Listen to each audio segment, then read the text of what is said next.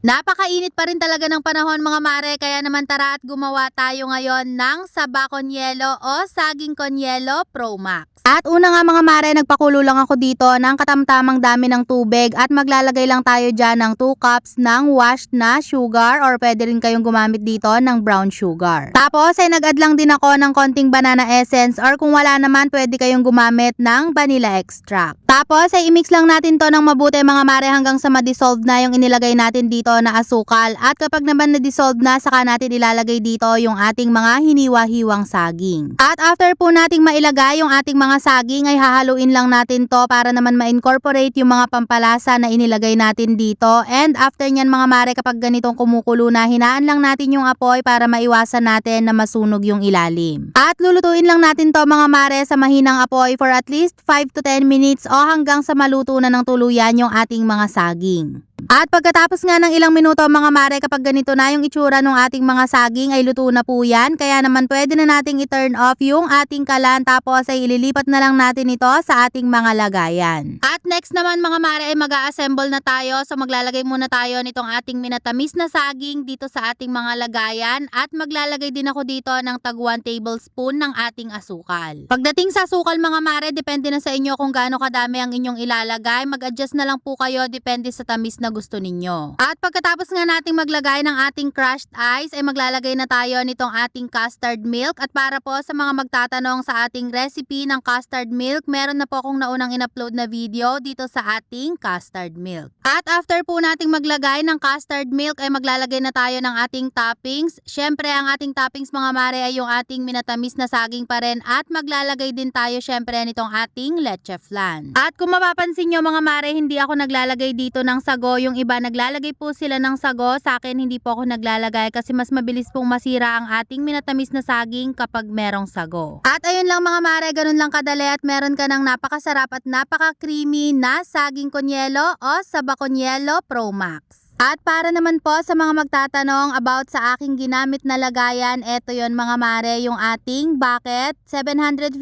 ml po yung size nito at meron na rin yung kasamang takip at meron na yung kasamang hawakan. Napakaganda at napaka-clear din nito mga mare, at marami na rin kayong pwedeng ilagay dito tulad na lang ng chips o kaya naman ay ng candy at kung ano-ano pa. O siya mare, kung gusto nyo rin ng ganito, ilalagay ko na lang yung link sa comment section o kaya naman i-click nyo na lang yung basket dyan sa baba.